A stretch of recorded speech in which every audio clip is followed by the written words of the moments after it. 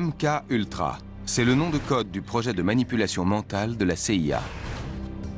Il est dirigé par un scientifique de l'agence, le docteur Sidney Gottlieb. Ce chimiste, également psychiatre militaire, a participé à plusieurs opérations secrètes menées à l'insu du gouvernement. En 1954, il conduit une série d'expériences pour contrôler l'esprit d'un agent à l'aide de l'hypnose et faire de lui un assassin. La conclusion est claire, la manipulation mentale fonctionne. Voici le dossier concernant les expériences sur l'hypnose menées le 10 février 1954. Ce document décrit les terribles essais menés par les scientifiques de la CIA.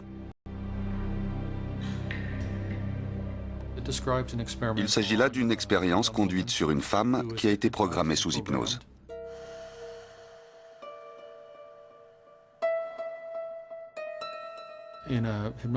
On lui a donné l'ordre de tirer sur quelqu'un.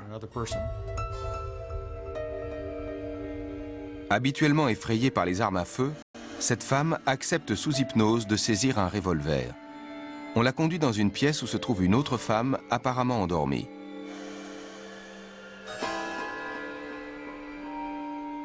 Le sujet sous hypnose reçoit l'ordre de réveiller la femme par tous les moyens possibles. Si elle ne se réveille pas, le sujet doit la tuer. On lui a expliqué que dans le cas où la femme ne se réveillerait pas, elle devrait se mettre en colère et la tuer. Mademoiselle X a suivi toutes les instructions et a tiré sur Madame Y.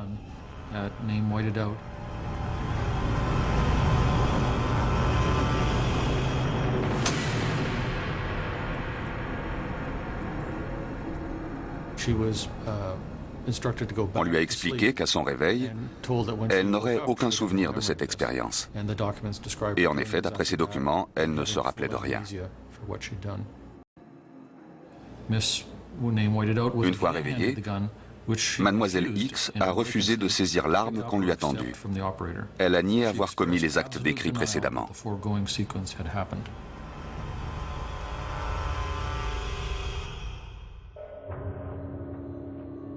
D'autres expériences ont montré que tout le monde ne réagissait pas forcément à l'hypnose. Par la suite, la CIA a conduit des tests à partir de psychotropes.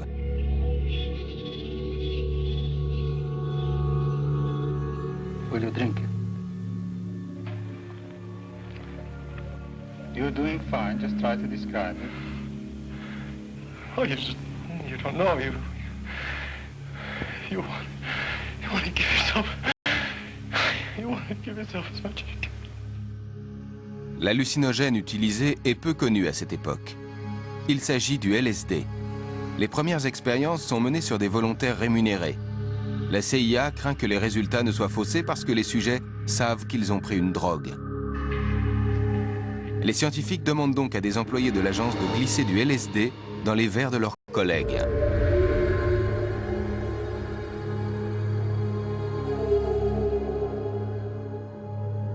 Sept mois après le début des essais, le responsable du projet MK-Ultra assiste à une réunion de la CIA dans le Maryland. Dans sa valise, il emporte du LSD.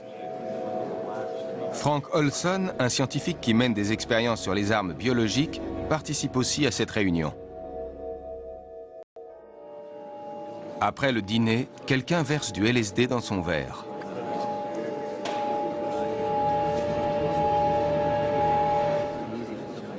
Quelques heures plus tard, la drogue commence à faire effet. C'est l'engrenage.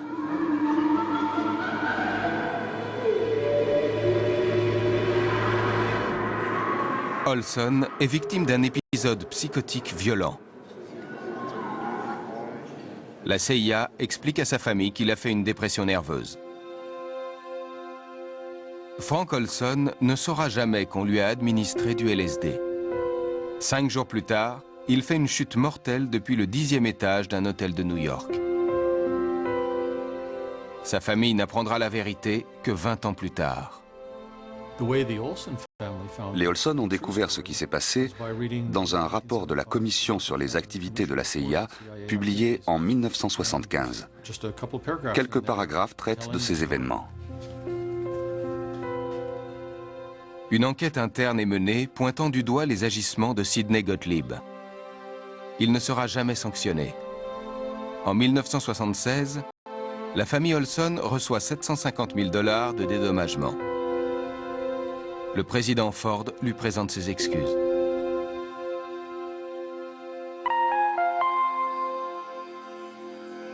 Malgré cette tragédie, la CIA continue de mener des tests sans en avertir les cobayes. Certaines expériences vont particulièrement loin.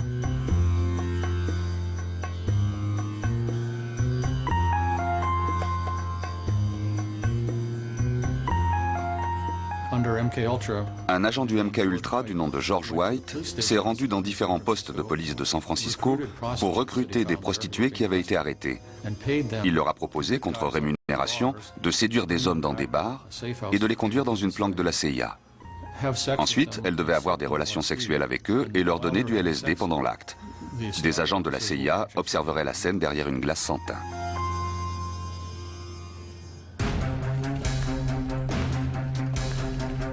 Une fois encore, les résultats varient beaucoup d'un sujet à l'autre.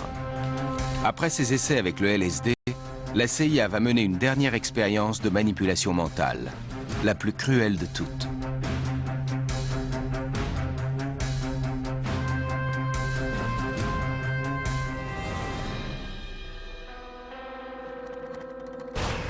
Dans la trilogie Jason Bourne, la CIA fait subir un lavage de cerveau au héros pour faire de lui un assassin capable de tuer sur commande.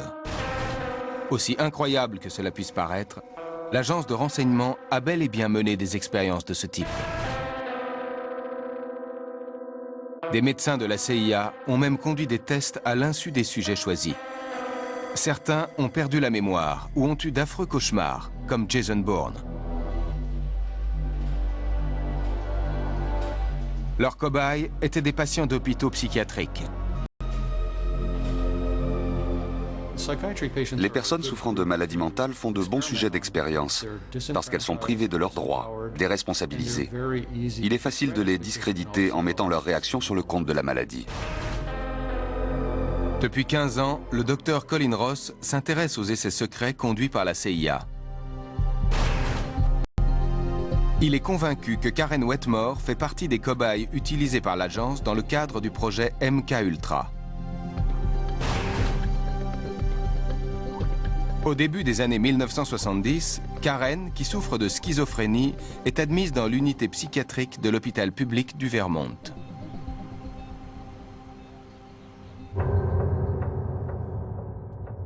Elle ne garde que des souvenirs fragmentaires de son séjour. Je ne me rappelle pas grand-chose. C'est assez flou. Je ne sais pas combien de temps j'y suis restée. J'étais à l'isolement, nue. Je me souviens qu'on m'a mis une camisole de force. J'avais terriblement mal aux épaules, aux bras et dans le cou. Cette douleur était atroce. Je me souviens m'être demandé ce que j'avais pu faire pour être traitée de cette façon.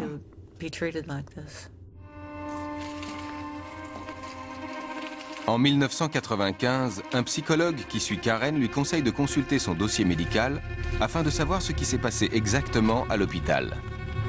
Elle découvre alors qu'on lui a fait suivre un traitement très étrange. C'était effrayant.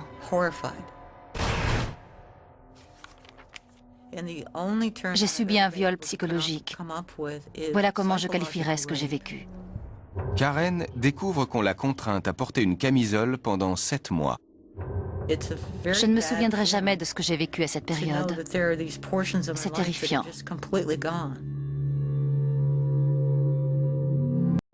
Karen cherche à en savoir plus sur les médecins qui l'ont suivie à l'hôpital.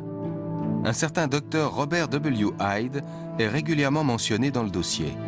Au cours de ses recherches, elle découvre un lien entre ce médecin et Sidney Gottlieb, le responsable du programme de manipulation mentale de la CIA.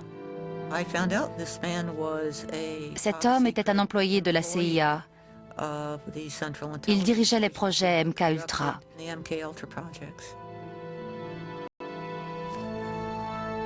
Depuis le début des années 1990, le docteur Colin Ross a traité plusieurs victimes de ce projet. Il a cherché à savoir si Karen avait bien été un cobaye de la CIA. Elle pourrait avoir été sélectionnée parce qu'elle souffrait d'un trouble dissociatif de l'identité.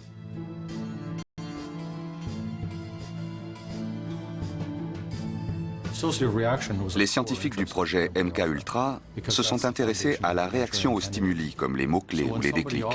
Une personne atteinte du trouble associatif de l'identité a déjà plusieurs personnalités. Il est donc plus facile d'en faire un tueur répondant aux ordres sans broncher qu'avec une personne saine. Le docteur Ross a établi que les médecins avaient administré du pentylène tétrazole à Karen. Les soviétiques s'en sont servis pour faire parler des prisonniers et leur laver le cerveau. Le dossier médical de Karen indique qu'elle a reçu plusieurs dizaines d'électrochocs consécutifs. Voici le tableau des séances d'électrochocs d'avril 1971 à l'hôpital public du Vermont.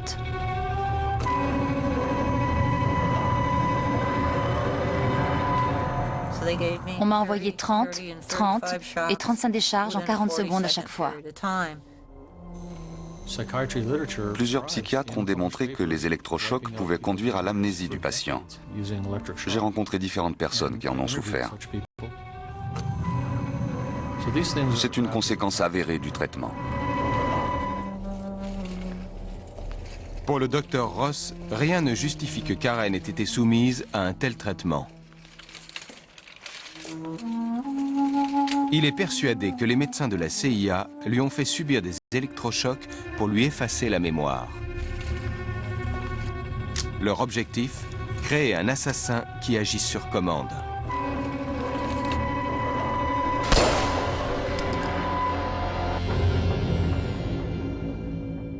Je dirais qu'il y a une forte probabilité pour que Karen Wetmore ait été soumise à des expériences de manipulation mentale par la CIA. J'en suis arrivé à cette conclusion en étudiant le type de médicaments qu'on lui a administré, le traitement aux électrochocs et les diagnostics qui ont été effectués par les médecins qui l'ont suivi. Depuis 12 ans, Karen tente de prouver qu'elle a été le cobaye de la CIA pour faire toute la lumière sur cette période sombre de l'histoire de l'agence et aider d'autres victimes du programme. Je n'arrête pas de me demander si les autres cobayes savent ce qu'ils ont subi et s'ils sont suivis correctement. Peut-être qu'ils ne se supportent plus. J'ai ressenti la même chose autrefois. Est-ce qu'ils pensent au suicide, comme je l'ai fait moi aussi?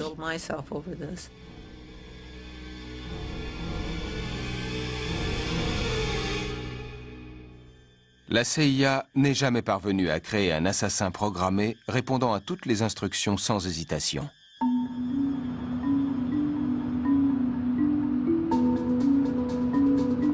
En 1975, le projet MK-Ultra prend fin lorsque les exactions des agents de la CIA sont révélées. This report should have significant historic importance because it's the first detailed look at how that secret world worked and all of the serious weaknesses within it. Un comité sénatorial dénonce les expériences illégales pratiquées par la CIA. Son rapport provoque une onde de choc dans le monde entier. En plus de ses tentatives pour créer un tueur manipulable à l'envi, l'agence a recruté des assassins chargés d'éliminer des chefs d'État. L'ambiance était électrique. They knew there would be a high risk of an assassination occurring. On ne savait pas que la CIA avait l'autorisation de mener de telles missions. Le comité sénatorial découvre que la CIA avait préparé l'élimination de 5 chefs d'État qui, selon l'agence, agissaient contre les intérêts des États-Unis. Fidel Castro, le dirigeant cubain, en faisait partie. Il a fait l'objet de plusieurs complots d'assassinat. L'un d'eux prévoyait même de le tuer à l'aide d'un cigare explosif. Les auditions du comité débouchent sur des révélations très troublantes, dont la trilogie Jason Bourne s'est aussi inspirée. Dans la scène d'ouverture de La mémoire dans la peau, le spectateur découvre Jason Bourne après sa tentative d'attentat manqué contre un chef d'État africain. La programmation mentale effectuée par Treadstone n'a pas fonctionné comme prévu. Il a refusé d'abattre un homme sans défense. Cet élément précis du scénario s'inspire de la tentative d'assassinat contre Patrice Lumumba, le premier dirigeant africain élu démocratiquement. En 1960, Lumumba devient Premier ministre du Congo après 52 ans d'un régime colonial dirigé par la Belgique. Le nouveau chef de gouvernement est proche des soviétiques. Dans le lourd climat de paranoïa qui règne pendant la guerre froide, la CIA ne peut accepter qu'il reste en poste. Elle décide de le faire éliminer. Les Russes voulaient se rapprocher des Africains. Ils étaient intéressés par les gisements miniers et pensaient qu'il serait facile de s'allier à des peuples qui venaient de conquérir leur liberté. Lumumba était considéré comme une menace. On a voulu le faire passer pour un communiste. En réalité, il militait pour l'indépendance de son pays. Il voulait que le Congo puisse contrôler ses propres ressources naturelles, ce qui a dérangé de nombreux pays occidentaux et notamment les États-Unis.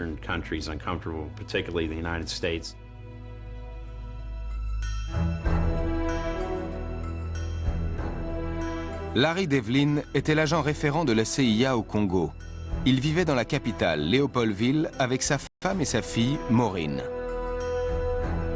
Avant sa mort en 2008, il a parlé du complot d'assassinat à sa fille. Mon père a appris dans un message sibyllin envoyé par Washington que Lumumba allait être visé.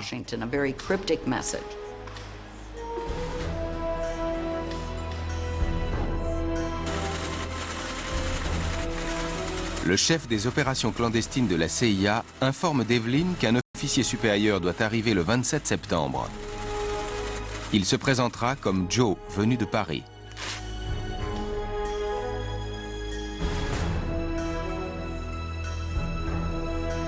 Joe confie à Devlin une mission qu'il doit exécuter sans poser de questions.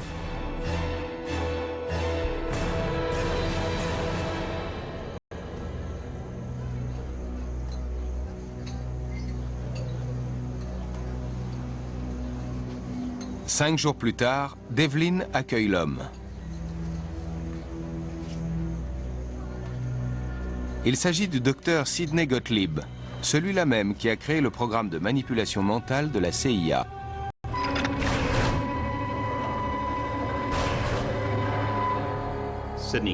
Sidney Gottlieb dirigeait la branche des services techniques de la CIA. Il avait mis au point une méthode d'assassinat bien éloignée du traditionnel coup de baïonnette ou de la balle dans la tête.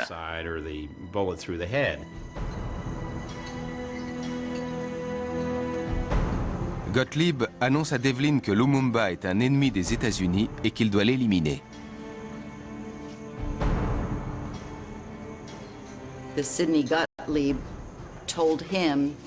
Sidney Gottlieb lui a expliqué qu'il avait l'ordre d'assassiner Lumumba à l'aide d'un poison qui avait été mélangé à du dentifrice.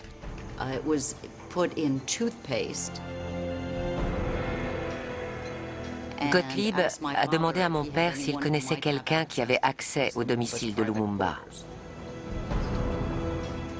Gottlieb affirme que l'ordre vient du président Eisenhower.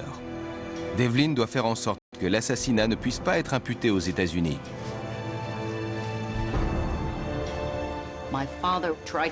Mon père a tenté de ne rien laisser transparaître. Il n'a rien dit, mais il était très surpris. Il n'avait jamais entendu parler de tentative d'assassinat commanditée par la CIA. Devlin doit faire un choix. Soit il désobéit aux ordres du président américain au risque de perdre son poste, soit il élimine un chef d'État.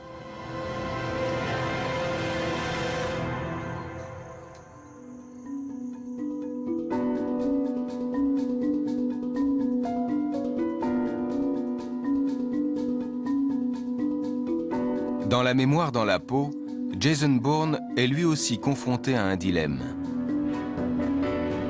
Chargé d'assassiner un dirigeant africain, il est pris d'un cas de conscience et fait machine arrière.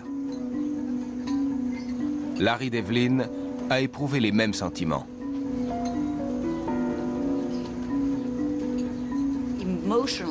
Il était très perturbé par cette mission. Il était contre l'idée d'assassiner un leader politique et a compris que si la tentative échouait, cela donnerait lieu à un véritable bain de sang. Il se serait senti responsable de ce massacre. Le gouvernement aussi en aurait été responsable.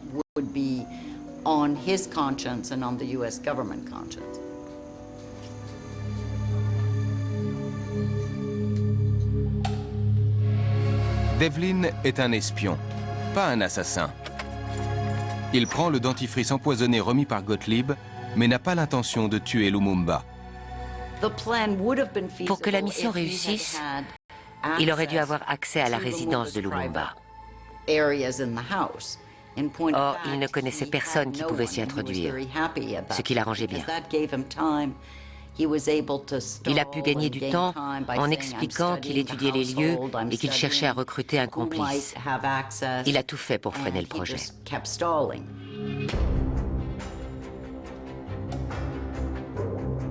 Mais le Premier ministre est également considéré comme un ennemi par les Belges et les membres des partis d'opposition congolais. Il n'a donc aucune chance de s'en sortir. 6 mois après son élection, il est enlevé par ses adversaires, fiers de montrer leurs prisonniers aux médias. Pour Lumumba, le calvaire ne fait que commencer. Lumumba a été kidnappé et emmené dans un lieu isolé. Là, il a été passé à la baïonnette et abattu. Son corps a été démembré. C'est une exécution très brutale. Lumumba est tué le 17 janvier 1961. Des documents rendus publics en 2002 laissent entendre que la CIA a aidé les rebelles à le capturer.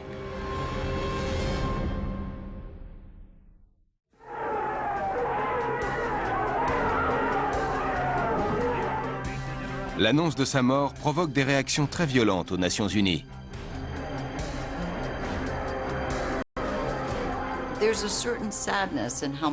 Je suis triste de constater que mon père n'a pas été entièrement blanchi.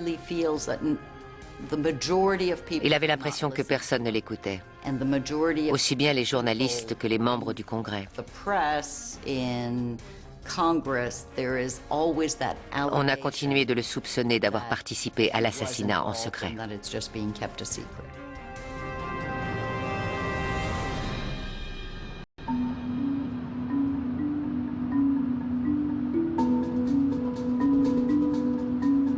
Les auditions organisées par le comité sénatorial en 1975 ont permis de mettre fin au programme d'assassinat et de manipulation mentale de la CIA.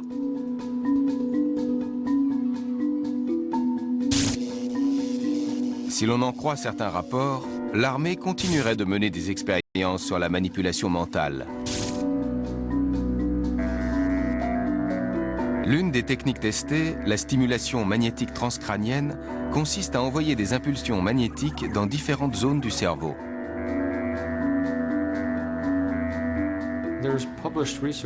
Différentes études montrent qu'on peut influencer la perception d'un sujet, altérer son état psychologique et même créer de faux souvenirs en appliquant des impulsions magnétiques au cerveau.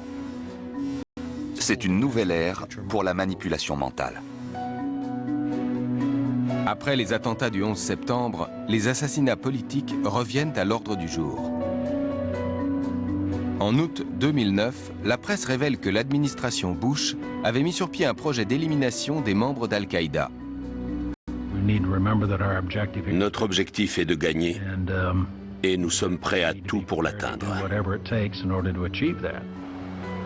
La CIA a caché l'existence de ce programme au Congrès comme dans la trilogie Jason Bourne. Après le 11 septembre, une réunion a été organisée à Camp David. George Tenet, le directeur de la CIA, y a présenté un programme prêt à être mis en œuvre, appelé le plan d'attaque mondial.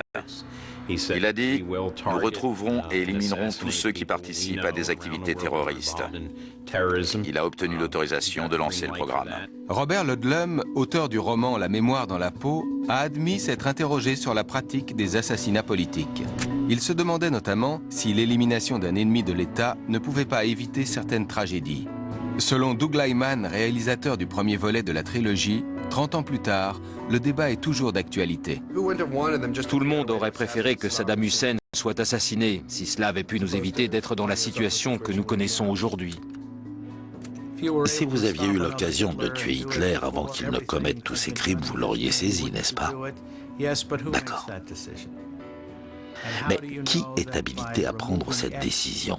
Et comment être certain que ça n'ouvrira pas la voie à un tyran plus violent encore? Ce dilemme est au cœur de la trilogie Jason Bourne qui pose cette question. Sommes-nous prêts à accepter que les services secrets mènent ce genre d'action pour notre sécurité? Personne ne veut y réfléchir, tout comme personne ne veut connaître l'origine de la viande qu'on mange. On achète un steak dans un bel emballage en plastique et on ne veut pas savoir comment l'animal a été abattu. C'est la même chose avec la CIA. On est content d'avoir de la viande, mais ne nous dites pas comment vous l'avez obtenue. La trilogie Jason Bourne s'inspire largement de différentes pratiques secrètes de la CIA qui ont été révélées au grand public.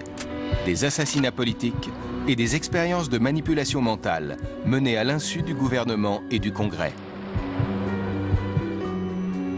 30 ans plus tard, la situation politique mondiale est suffisamment complexe et délicate pour donner du grain à moudre à d'autres scénaristes.